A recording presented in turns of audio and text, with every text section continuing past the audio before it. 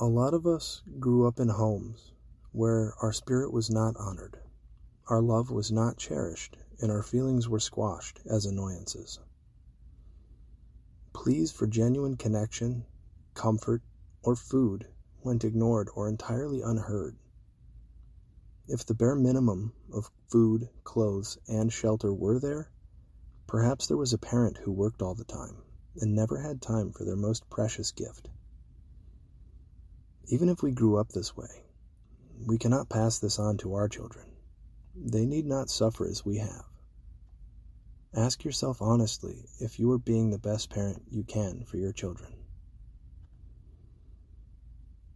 Look within and ask if you're repeating any old patterns. If you are, root them out now. Let it go and be the person you needed when you were a child. How many moments feel mundane, but could be a moment of magic between you and your child? For instance, teaching a child to wash dishes. It's a new experience which helps them learn to care for themselves and their environment.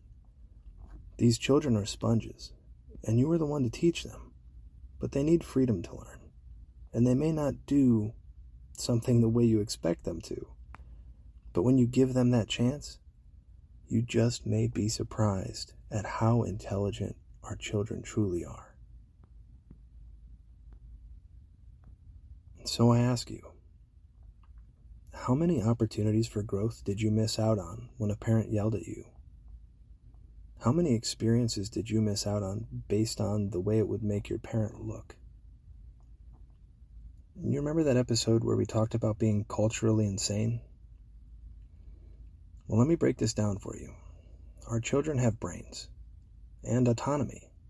In fact, since our children have the best connection to the source and they are not yet programmed to society's objectively questionable norms, one must assume they are far wiser than we are. In fact, it's why they ask why all the time.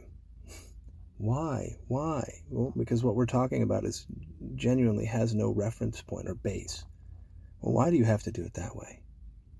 Because somebody told us, and they don't see the point in that. Maybe we should listen to them a bit more. But there are some questionable times, right? Sometimes their brain may say, yeah, I know that pan's hot, but how hot? Or, I want to touch that cake. How does it feel? There's a news flash here for everybody, and I didn't know it either. Kids can suffer developmental delays from missing out on sensory experience. This is scientific knowledge. So let's use some rational thinking here and piece this together. If we have a reaction for everything a child does, no matter whether it's a good reaction or a bad reaction, however we want to frame that, they're always going to be expecting someone to yell or say, hey, what are you doing? Or, wow, good job. We're training them as we have these reactions to them, and that's not necessarily a good thing. So, if we continue to react like that, how will a child ever make a decision for themselves? And if they can't make decisions, how will they ever learn? If they never fail, can they ever learn to succeed? Children, just like flowers, and the rest of humanity, require space, care, and a safe environment to grow. Let the boundaries be wide, give them that independence, but still, yes, they are children. They need guidance. What advice would you have given yourself as a child? Personally, I would have found a way to teach myself emotional regulation. To know that the people screaming at me and beating me, it's not their fault. They're just as messed up too. The same things happened to them and they passed it on.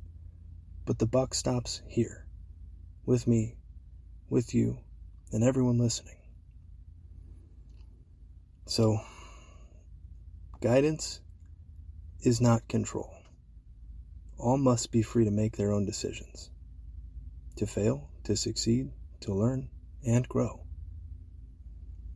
On a closing note, and this one hits close to home for me, being a parent does not grant ownership over a living, breathing being, just because you feel you had a hand in creating it. This applies not only to children, but to all living things. We are all conscious beings, and we all deserve freedom. I love you all. I'll see you next time.